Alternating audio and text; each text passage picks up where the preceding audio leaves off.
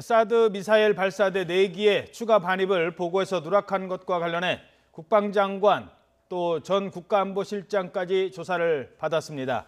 자, 누가 무슨 이유로 최종 보고서 수정을 지시했는지 또는 묵인했는지가 관건인 것 같습니다. 관련 내용 자세히 살펴보도록 하겠습니다. 이동우 선임기자 그리고 서정욱 변호사 나와 있습니다. 안녕하십니까? 네, 안녕하십니까? 예.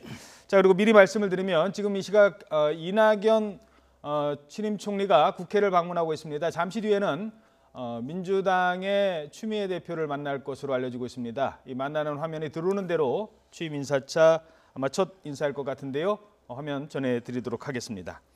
자, 일단 그 외교 안보 라인에 대한 지금 조사가 계속 이루어질 것 같은데 특별하게 지금 가장 그 눈에 띄는 거는 누가 처음에 초안에 있었던 거를 왜 빼라고 했느냐, 바로 이 부분 아니겠습니까? 그렇죠. 이제 그 부분은 이제 국방부에서 이제 국방부 정책실장이 이제 그 전체 그 보고서를 이제 강독하는 과정에서 당초에는 6기가 들어와 있다는 부분이 들어 있었는데 그 부분이 상당히 이제 두루뭉술하게 표현됐다는 거죠. 한반도에 전개됐다 이런 식으로만 표현이 됐다는 것인데, 근데 이런 부분에 대해서 이제 청와대는 이게 보고를 누락한 것이다 이렇게 주장하고 있는 것이고, 반면에 그 국방부 같은 경우는 김관진 전 국가안보실장과 정의용 실장 사이에 상당 부분 인수인계가 된 것으로 보고서 이제 그렇게 좀 두루뭉술하게 보고를 한 것이다 이렇게 얘기를 하고 있거든요. 근데 어쨌든 국방부에서도 이 부분이 축소된 것에 대해서는 이제 시인을 하고 있는 그런 상황인 것입니다. 예.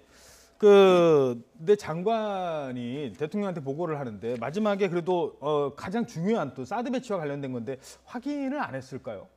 저는 이게 확인하는 게 맞는 절차인데요. 예. 근데 변명을 아마 그 해명을 들어보면 확인을 안 한 것 같아요. 예. 물론 이게 하는 게 맞고요.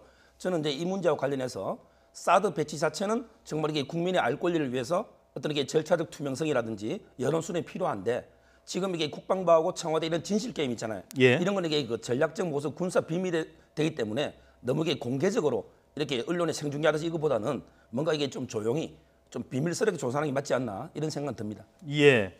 자, 그리고 한국에 전개됐다라는 표현이 있거든요. 전개라는 게 지금 현재 계속 들여오고 있다라고 생각할 수도 있고, 그러니까 배치가 완료됐다라는 것과는 또 다른 표현이지 않습니까? 그렇죠. 이제 상당히 이제 어떻게 보면 이제 두루뭉술한 표현인 거죠. 사실 예. 배치라는 거는 이미 이 전투에 쓸 수 있게끔 완벽하게 배치가 완료되는 것을 배치라고 하는 것이고, 전개라는 것은 일단 들여온 뒤에 아직 배치 전 단계다 뭐 이런 그 얘기를 하고 있는 것이기 때문에 어떻게 보면 이제 국방부에서 그 청와대에 한 보고한 그런 내용은 상당히 좀 두루뭉술하다 이렇게 뭐 얘기해도 이제 과언이 아니다고 볼 수가 있는데, 다만 이제 청와대 입장에서 봤을 때는 그런 부분에 대해서 그 청와대가 다 알고 있는 것이 아닌데 구체적으로 설명을 안 했고, 그리고 정의용 안보실장과 한민구 국방장관이 오찬을 하면서 6기가 다 이제 뭐 배치가 됐다면서요? 뭐 이런 식으로 이제 물어보니까 이에 대해서 상당히 그 배치라니 하고 뭐랄까요, 좀 반문했다는 거 아니겠습니까? 예. 근데 그런 부분을 가지고 이제 정의원 국가안보실장 입장에서는 본인에게 좀 한민구 국방장관이 뭐 속이려고 한다든지 아니면 뭔가 본인을 무시하려고 한다든지 아마 그런 느낌을 받지 않았을까 이렇게 추측이 됩니다. 예. 자, 그럼 여기서 한민구 장관 얘기를 잠깐 들어보죠. 좀 충격적이었던 내용이 어제도 짚어봤습니다만, 정의용 안보실장이 그래서 사드 4기 추가 반입 사실을 직접 질문을 했다고 합니다. 그런데 한민구 장관이 그런 게 있었습니까? 라며 반문했다는 점인데, 여기에 대한 한민구 장관의 해명 잠시 들어보도록 하겠습니다. 현재 조사 중에 있으므로 그 결과를 지켜볼 일이라고 봅니다. 다른 말씀은 더 이상 드릴 말씀이 없습니다. 삭제하라는 지시를 하셨나요? 그건 제가 지시한 일이 없죠. 그건 지시할 일도 아니고요. 보고서는 실무선에서 만드는 겁니다. 자, 실무선에서 만들었고 나는 삭제를 지시한 적이 없다. 그런데 거기에 삭제된 거를 초안과 다르다는 거는 본인은 몰랐다. 뭐 이런 지금 입장인 것 같은데, 근데 다른 거 다 빼고요. 자, 국가안보실장이 국방부 장관한테 우리나라에서 제일 지금 가장 현안이고 지금 한국 물론 미국 중국까지 외교적 현안인 이 뜨거운 감자인 사드 관련해서 4개가 더 들어왔다는데요 하니까 장관은 그런 게 있습니까? 도대체 그런 게 있습니까? 라는 걸 잘못 해석하면 사드가 4개도 더 들어왔대요. 나도 모르겠네요. 이런 해석도 될 수 있고요. 그런데 이 부분 관련해서요, 저는 이게 용어를 정확하게 좀 정리를 해야 돼요.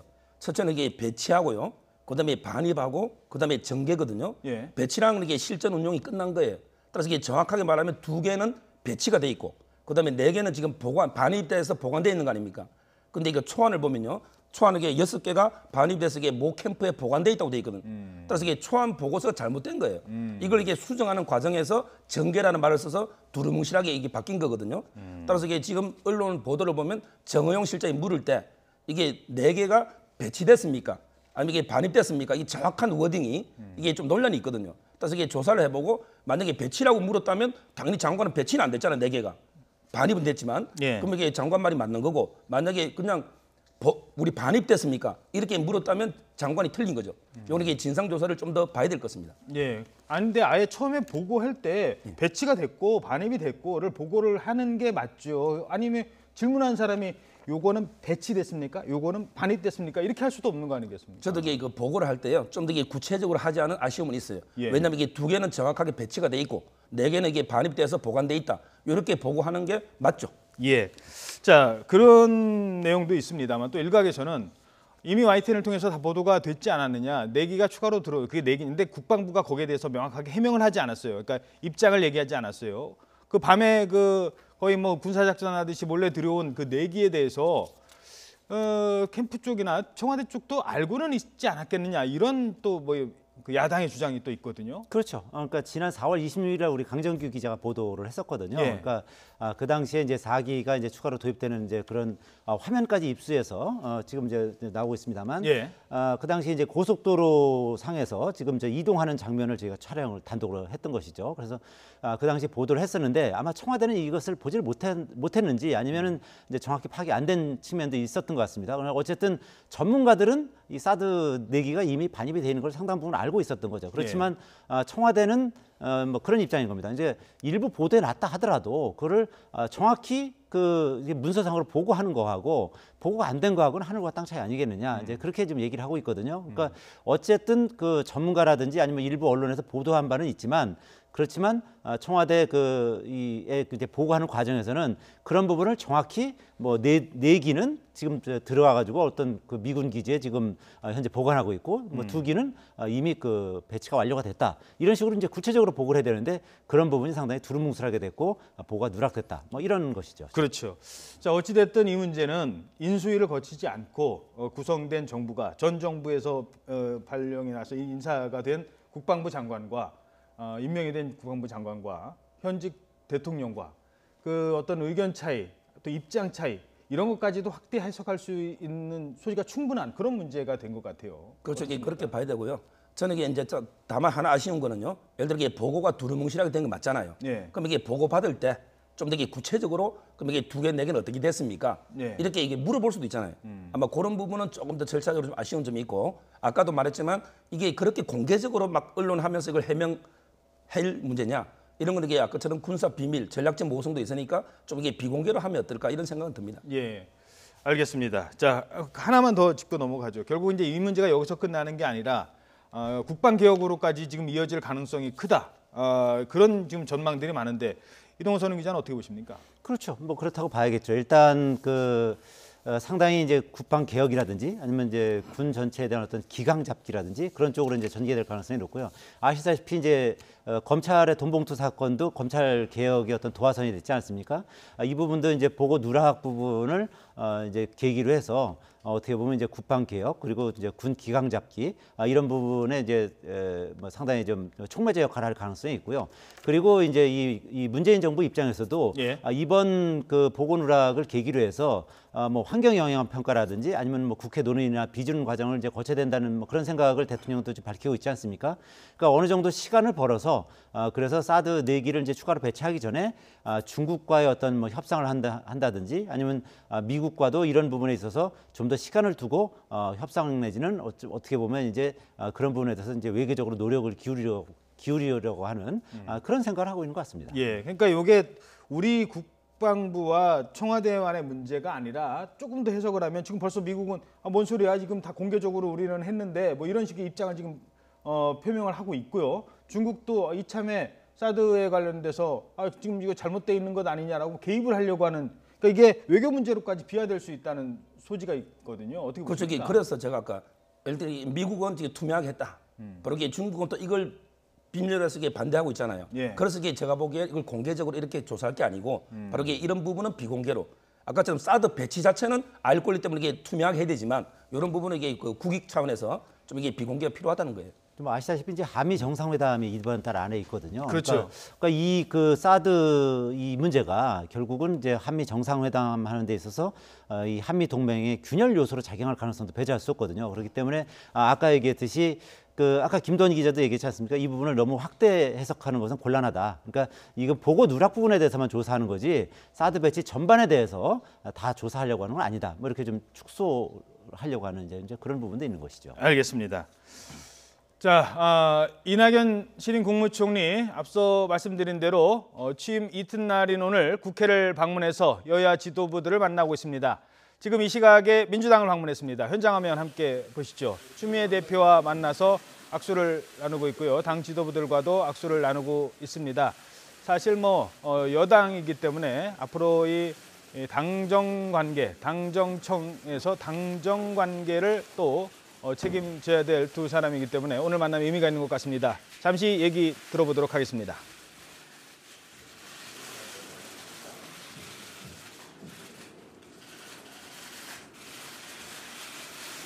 시작할까요? 네. 여러분들께서 그 카메라 셔터 누르는 그 소리가 총리 환영, 총리 환영 이런 소리가 지금 나는 것 같아요. 문재인 정부의 초대 국무총리 임명을 축하드립니다. 후보자 내정 이후에 인사청문회 통과까지 지난 20여일간 마음고생이 참 많으셨던 것 같습니다. 얼굴이 쏙 빠지셨어요. 네. 격려와 박수를 한번 보내드리겠습니다.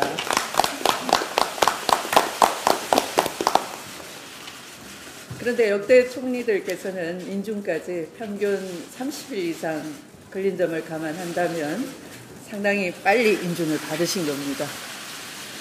그만큼 국민들께서 총리의 도덕성과 국정 능력을 높게 평가하신 결과이고 또 문재인 정부의 순항을 기원하는 마음이 담겨진 결과라 생각합니다. 총리 인준에 가장 큰 역할을 해주신 분이 바로 국민이십니다. 아울러 대승적 차원에서 협조를 아끼시지 않으신 야권 의원님들께도 감사 말씀을 드립니다. 총리께서는 국민의 높은 관심과 기대에 부응하시고 또 막중한 책임감과 소명의식을 갖고 임해 주셨으면 좋겠습니다. 정말 이제 시작입니다. 앞으로 더 큰 일, 더 큰 책임을 맡아주셔야 할 것입니다. 지금 대한민국에는 정치, 경제, 안보 등 풀어나가야 할 현안이 겹겹이 쌓여 있습니다.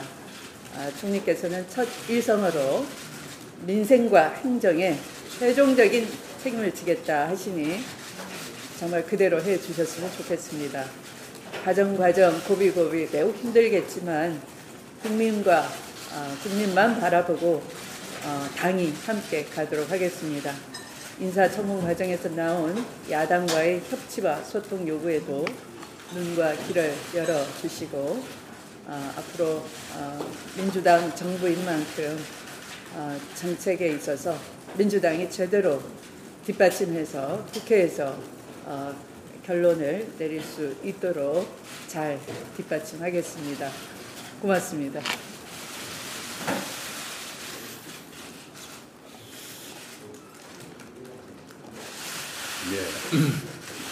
여소야대의 다당제 국회에서